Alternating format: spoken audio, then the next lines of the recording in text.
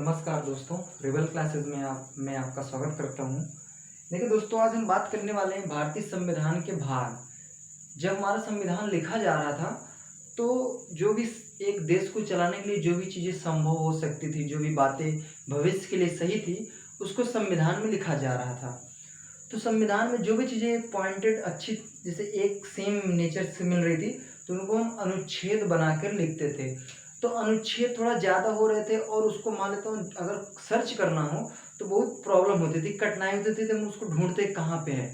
तो जैसे जैसे जिसकी बिरादरी मिलती गई, जैसे जैसे कैटेगरी सेम मिलते गए, उनको हम कंबाइन करके एक भाग बनाना स्टार्ट किए। तो जैसे 5-6 लोग हैं, वो सेम मैच कर रहे हैं, एक कैटेगरी के हैं, तो उनको हम एक भाग बना दिए। 10-15 लोग और हैं जो सेम कैटेगरी मैच कर रहे हैं, उनको हम एक भाग बना दिए। तो ऐसे ऐसे करके हम जो अनुच्छेद थे उनको हम कई भागों में बना दिए।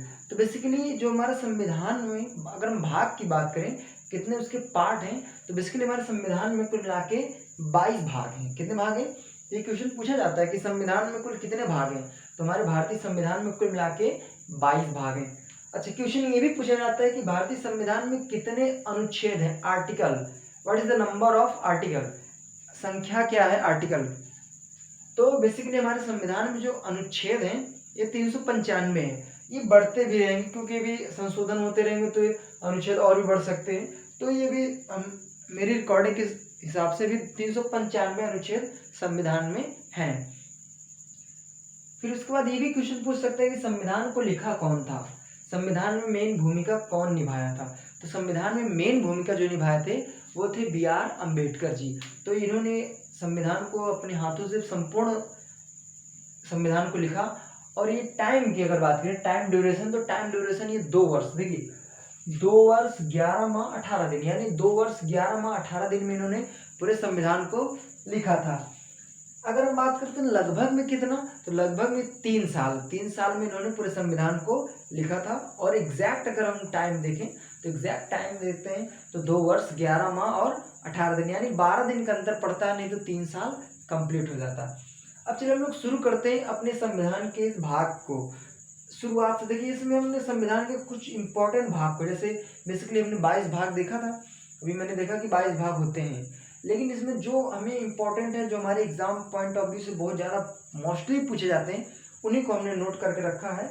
और देखिए यहाँ से 1 से लेकर 19 तक लिखा है, लेकिन इसमें से कुछ कटे हैं, उनको हमने नहीं लिखा है। तो जो बेसिकली आपको इम्पोर्टेंट है उन्हीं को मैंने लिखा है और उन्हीं को आपको पढ़ना भी है, ठीक है। तो चलिए, पहला जो हमारा संविधान का जो पहला भाग है, पहला भाग में आता है संघ एवं राज्य क्षेत्र। मीन्स सेंट्रल गवर्नमेंट और स्टेट गवर्नमेंट का एरिया कितना, वो कितने, कोई भी अगर राज्य है तो कितना एरिया में है, उसकी पूरी जानकारी हम भाग 1 में रखे हैं। और अगर अनुच्छेद की बात करें तो अनुच्छेद में 1 से लेके 4 तक है। तो पहला क्या है, पहले भाग में है संघ एवं राज्य क्षेत्र। मीन्स सेंट्रल गवर्नमेंट और स्टेट गवर्नमेंट का जो एरिया है वो कितना है, उसका संपूर्ण जानकारी हम अनुच्छेद 1 से लेके 4। तो देखिए 1 से लेके 4 तक ही मैच किया, तो इसको हम क्या कि एकत्रित करने के बाद एक बना दिए। तो एक बना कौन, संघ एवं राज्य क्षेत्र। दूसरे नंबर पे ये है कि नागरिकता, जैसे आप भारत के नागरिक कैसे बन सकते हैं, क्या प्रूफ आपको देना पड़ेगा तब आप भारत के नागरिक बन सकते हैं। तो नागरिकता के संबंध में जितनी भी बातें हैं, जैसे अगर आपको एक भारत का नागरिक बनना है तो कैसे करना है, अगर आप भारत में नहीं पैदा हुए, कहीं और पैदा हुए, आप यहाँ नागरिक बनना चाहते हो तो क्या प्रोसेस है, इन सब के बारे में संपूर्ण जो जानकारी संविधान में लिखी गई है नागरिकता, ये है 5 से लेके अनुच्छेद 5 से 11 के बीच में है। और नागरिकता को भाग 2 में रखा गया है। अगला नंबर पे आता है मौलिक अधिकार। नेक्स्ट आता है मौलिक अधिकार। देखिए मौलिक अधिकार का मतलब क्या होता है कि अगर हम भारत में पैदा हुए हैं तो हमें कुछ अधिकार मिलेगा, हमें कुछ छूट मिलता है, गवर्नमेंट देती है। तो जो मौलिक अधिकार है वो, अगर हम अनुच्छेद की बात करें तो 12 से लेकर 35 के बीच में लिखा है। और अगर भाग की बात करें तो ये मौलिक अधिकार भाग 3 में है। अच्छा देखिए, मौलिक अधिकार में हम क्या क्या हमें मिलता है, जैसे मौलिक अधिकार में पहले था कि जो संपत्ति हम लोग कमाते हैं उस पर मेरा पूरा हक था, लेकिन अब ऐसा नहीं है, अब उस पर गवर्नमेंट का भी हक है। अगर आप इतना ज़्यादा कमाते हैं तो आपको टैक्स भरना पड़ेगा। तो संपत्ति का अधिकार हमारे पास नहीं होता है, ये गवर्नमेंट के ऊपर आधा हक बनता है। अच्छा देखिए, मौलिक अधिकार में हमें ये मिलता है कि हम अगर भारत के नागरिक हैं तो हम भारत, जैसे अगर हम यूपी में पैदा हुए तो हम किसी प्रदेश में जाके रह सकते हैं, ये हमें अधिकार मिला है। हम कहीं भी जॉब कर सकते हैं, ये हमें अधिकार मिला है। हम किसी से भी शादी कर सकते हैं, ये हमें अधिकार मिला है। हम किसी देश में कहीं घूम सकते हैं, रह सकते हैं, शादी कर सकते हैं, बिजनेस कर सकते हैं, जॉब कर सकते हैं, ये सब क्या है, यह हमें अधिकार मिला है। तो सभी अधिकार मौलिक अधिकार में रखे गए क्योंकि हमें मूल अधिकार मिला है। तो मौलिक अधिकार भाग 3 में है। और अगर अनुच्छेद की बात करें तो 12 से 35 के बीच में मौलिक अधिकार को रखा गया है। और मौलिक अधिकार में हमें क्या मिलता है उसको हमने बताया। चौथे नंबर पे आता है भाग 4 में नीति निर्देशक तत्व, जैसे राज्यों के लिए कुछ नियम कानून बनाना, कुछ उनको प्रॉफिट देना, उसके लिए बनाया गया राज्य के नीति निर्देशक तत्व। इसमें जैसे आप देखते होंगे कि जो ये पेंशन योजना चलती है, विधवा पेंशन योजना, विकलांग पेंशन योजना, 60 साल जो पेंशन चलती है, इन सब का जो योजना, ये नीति निर्देशक तत्व से हम लोग इस सिस्टम को लागू करते हैं। तो नीति निर्देशक तत्व भाग 4। और अगर अनुच्छेद की बात करें तो इसका नीति निर्देशक तत्व का पूरा जो ब्यौरा है, प्रोसेस है, वो अनुच्छेद 36 से लेके 51 के बीच में पूरा मेंशन किया गया है। फिर नेक्स्ट आता है, देखिए ये मौलिक कर्तव्य, इसको क्या किया, संविधान में संशोधन करने के बाद इसको हम मौलिक कर्तव्य को डालें। तो जो मौलिक कर्तव्य है ये भाग 4 के का में रखे हैं, ये अलग से एक भाग बनाए हैं जिसका नाम है 4 का। तो 4 का में कौन है, मौलिक अधिकार। अगर अनुच्छेद की बात करते हैं तो अनुच्छेद में है 51 का। देखिए मौलिक कर्तव्य में हमें क्या करना होता है, जैसे भाई अगर हम भारत के लोग हैं तो हमें कुछ अधिकार मिला, भाई हम घूम सकते हैं, टहल सकते हैं, जा सकते हैं, कहीं भी जा सकते हैं, कहीं बिजनेस कर सकते हैं, किसी से शादी कर सकते हैं, हम किसी से बात कर सकते हैं, हमें क्या मिला, अधिकार। हमें जब इतना प्रॉफिट मिल रहा है गवर्नमेंट की तरफ से तो हमें कुछ कार्य भी करना चाहिए। तो मौलिक कर्तव्य मीन्स हमें कुछ ड्यूटी देनी पड़ेगी। तो ड्यूटी हमें ये देनी है कि हमें भारत का सम्मान करना है, पहला कर्तव्य मेरा ये होना चाहिए। हमें झंडे का सम्मान करना है, हमें लोगों का सम्मान करना है, अगर आवश्यकता पड़ेगी तो हमें देश के लिए लड़ना भी पड़ेगा। तो ये मेरा मौलिक कर्तव्य है, गवर्नमेंट की तरफ से अलाउ है कि आपको ये मौलिक कर्तव्य मिला है। अगर जब भी आपको आवश्यकता पड़ेगी तो आपसे ये कार्य लिया जा सकता है। तो बेसिकली जो मेन है मौलिक कर्तव्य में, इसका बेसिकली मैं एक अलग से वीडियो बनाऊंगा मौलिक कर्तव्य में, तो उसमें क्या क्या चीज़ें हैं उसको हम देखेंगे। तो मौलिक कर्तव्य बस यही समझिए कि अब आपको भारत का सम्मान करना पड़ेगा, भारत के झंडे का सम्मान करना पड़ेगा, और आवश्यकता पड़ने पे आप जहाँ पे आपको बुलाया जाएगा आप वहाँ पे जाएंगे। तो ये मौलिक कर्तव्य आपको मिला गया। नेक्स्ट है भाग 5 में है संघ। संघ मतलब होता है सेंट्रल गवर्नमेंट।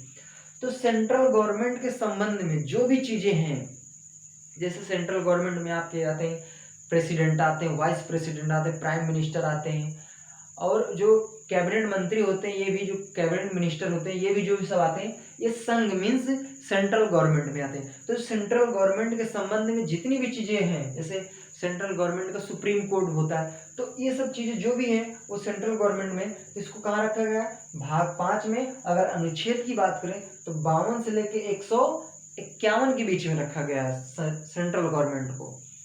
नेक्स्ट आता है स्टेट गवर्नमेंट मीन्स राज्य। राज्य के संबंध में जो भी चीज, जैसे राज्य में आपके राज्यपाल आते हैं, मुख्यमंत्री आते हैं, विधायक आते हैं, और भी चीज जो स्टेट गवर्नमेंट से रिलेटेड होती हैं उसको हम कहाँ रखे हैं, तो उसको भाग 6 में रखे हैं। और अनुच्छेद की बात करें तो 152 से लेकर 237 के बीच में स्टेट गवर्नमेंट को हम रखे हैं। फिर नेक्स्ट 8वां आता है संघ राज्य क्षेत्र। वही आगे में बता रखा था, संघ राज्य क्षेत्र, ये देखिए भाग 8 में रखा गया है। और अगर अनुच्छेद की बात करें तो 339 से लेकर 342 के बीच में रखा गया है। नेक्स्ट आता है 9वां भाग है पंचायत। जैसे आप जानते हैं गांव में पंचायत सिस्टम चलता है, तो पंचायत को भाग 9 में रखा गया है। अगर अनुच्छेद की बात करें तो ये अनुच्छेद 243 से लेके 243 का से अड़ा तक है। फिर देखिए पंचायत में 2 भाग हैं, एक है नगर पालिका, एक है सहकारी समिति। तो नगर पालिका को हम भाग 9 का में रखे हैं। अगर अनुच्छेद की बात करते हैं तो अनुच्छेद 243 ता से लेके 243 ये अच्छे तक है। उसके बाद नेक्स्ट है 9 खा। ये 9 का ही भाग है जिसमें हम सहकारी समितियां को रखे हैं। अगर अनुच्छेद की बात करते हैं तो अनुच्छेद में 243 यच से लेके यन तक रखा गया है। फिर नेक्स्ट आता है 10वां भाग। देखिए 10वां भाग में हम क्या देखते हैं, अनुसूचित एवं जनजाति, जैसे जो SC ST होते हैं उनका एरिया संविधान में मेंशन है कि वो SC ST किस एरिया में है, ज़्यादा वहाँ पे क्या उनको प्रॉफिट देना चाहिए, उन्हें क्या लाभ देना चाहिए। तो उसके संबंध में मीन्स SC ST के संबंध में जो भी किस प्रदेश कहाँ उनका क्षेत्र है उसको जो पूरा नोटेड किया गया है वो संविधान में 244 से लेकर 244 का के बीच में। और अगर भाग की बात करें तो 10वें भाग में उसे रखा गया है। नेक्स्ट है संघ एवं राज्यों के बीच संबंध मीन्स 11 नंबर। तो भाग 11 में क्या रखा गया है, संघ एवं राज्यों के बीच संबंध। देखिए सेंट्रल गवर्नमेंट और स्टेट गवर्नमेंट के बीच में क्या रिलेशनशिप होगा, उनकी पावर क्या होगी, इसके बारे में पूरा जो ब्यौरा दिया गया है वो संविधान 11 में भाग 11 है। और अनुच्छेद की बात करते हैं तो 245 से लेकर 263 के बीच में मेंशन किया गया है।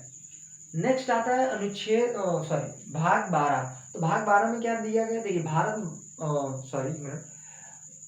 भाग जो 12 है उसमें वित्त और संपत्ति और संविदाएं के संबंध में जो भी बातें कही गई है वो भाग 12 में। अगर अनुच्छेद की बात करते हैं तो 264 से लेके 300 का के बीच में, जैसे संपत्ति के संबंध में अगर आप धन कमाते हैं तो कितना गवर्नमेंट को देना है, कितना अपने पास रखना है, इन सब का जो टोटल डाटा है वो हम संविधान के भाग 12 में। और अनुच्छेद की बात करें 264 से लेके 300 का के बीच में रखा गया है।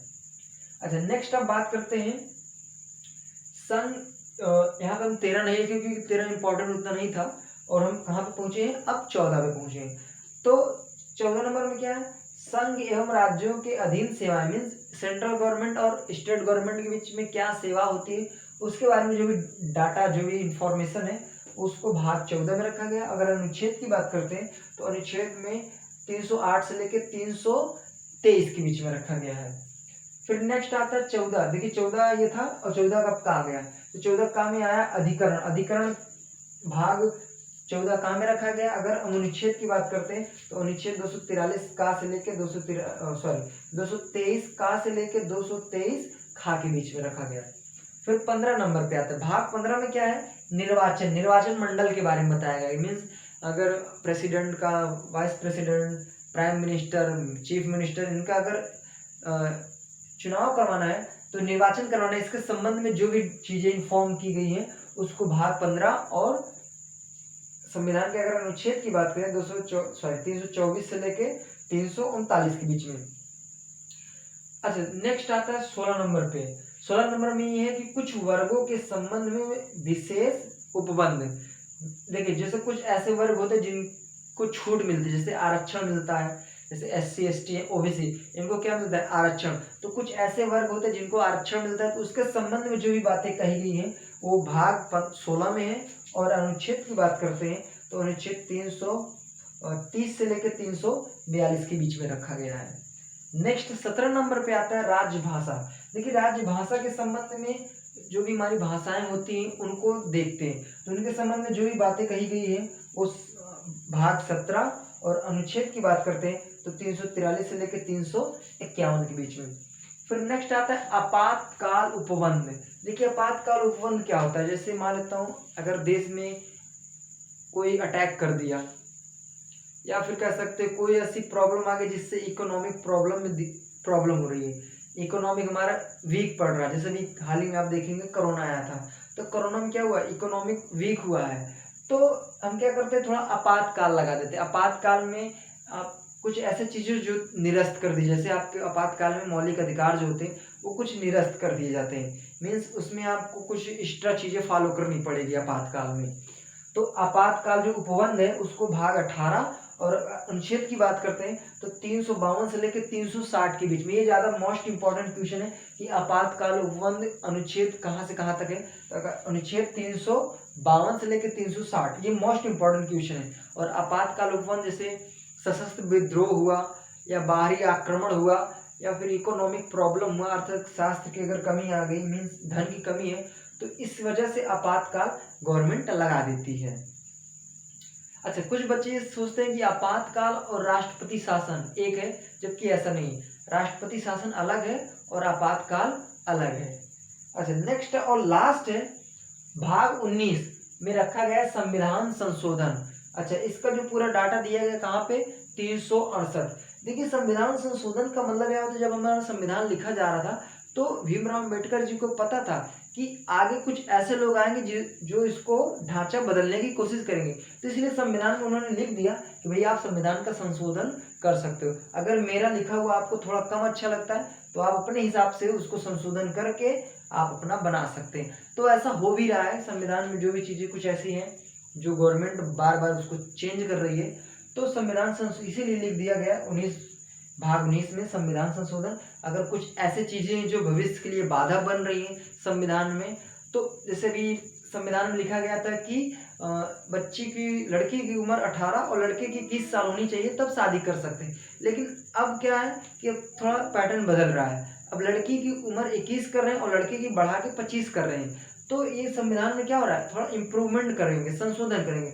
तो इसीलिए देखते हुए, भविष्य को देखते हुए संविधान में हम संशोधन कर सकते हैं। जो हमें संविधान में लगता है कि नहीं कानूनन अपराध है, गलत है, इसको शुद्धिकरण के हमें ऐसा बनाना चाहिए, तो हम संविधान में वो चीज़ कर सकते हैं। तो इसीलिए संविधान में लास्ट में संशोधन कर दिया गया, ताकि आप संविधान में ऐसे कुछ चीज़ें लगें कि वो गड़बड़ है तो आप उसका संशोधन करके जो आपको अच्छा लगे उसको आप संविधान में डाल सकते हैं। तो भारतीय संविधान में जो प्रमुख भाग थे उनको हमने देखा, और उनके संबंध में क्या चीज़ें हम पढ़ेंगे उनको हमने देखा, और किस किस अनुच्छेद में वो रखे गए हैं उनको देखा।